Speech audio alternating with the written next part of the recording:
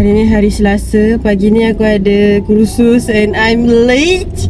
Aku tak tahu kenapa aku lambat. Padahal aku rasa aku ada banyak masa tadi, tapi tak tahu kenapa aku lambat hari ni. Let's hope tak mula lagi. Jadi kita dah sampai. Let's go. Al-Fatihah. A'udzubillahi minasyaitanir. Makan dulu kan?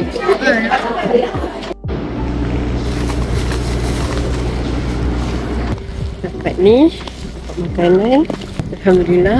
Kita habis awal pukul 10.30 dah habis. Balik dah boleh ambil air wuduk semuanya. Makan. Aku dah lapar. Tak sarapan lagi. Lapar sangat. Let's go. Aku baru first time tahu jadi SUP tahun ni. SUP tu apa? SUP tu Setiausaha Unit Peperiksaan. Jadinya tadi ada taklimat tentang UPKK. UPKK ni apa? Ujian Penilaian Kelas Kafar. So, macam ada yang aku boleh faham, ada yang aku tak boleh faham. Sebabnya aku tak pernah nampak tau. Aku tak pernah nampak the whole situasi. Aku tak pernah nampak dia punya proses macam mana semua tu kan. Aku tak pernah nampak dia punya bentuk perjalanan semua. Aku tak pernah nampak. Jadinya aku cuba fahamkan mana yang aku boleh faham. Yang lain tu aku berserah pada Allah. Bagi apa? Tak menyabar kan? Tak menyabar.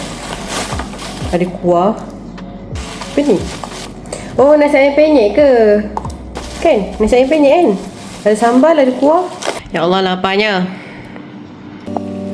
Sampai sekolah.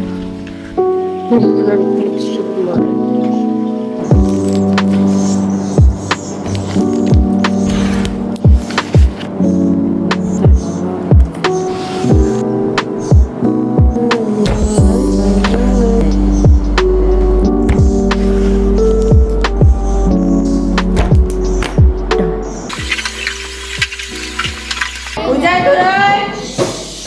Rasul kepala, syarul rambut, uzunun telinga, ainun mata, anfun hidung, famun mulut, sirun gigi, lisanul lidah. Semua dah bersedia?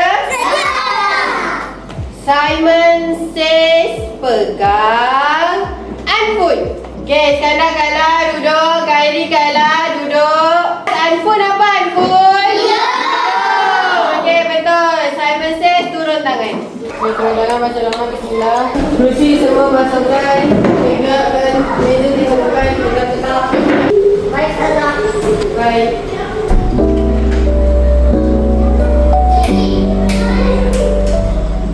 Kelas dah habis, budak-budak dah balik. Kelas dah tutup, dah kemas.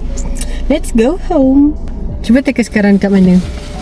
Sebab aku bawa tau. Aku bawa. Tadi aku banyak gila beli tisu. Kalau korang tanya kenapa aku beli banyak tisu. Ini tisu untuk jalan-jalan, tisu kecil, tisu poket. Okay, ini untuk tisu kereta, dekat dalam kereta.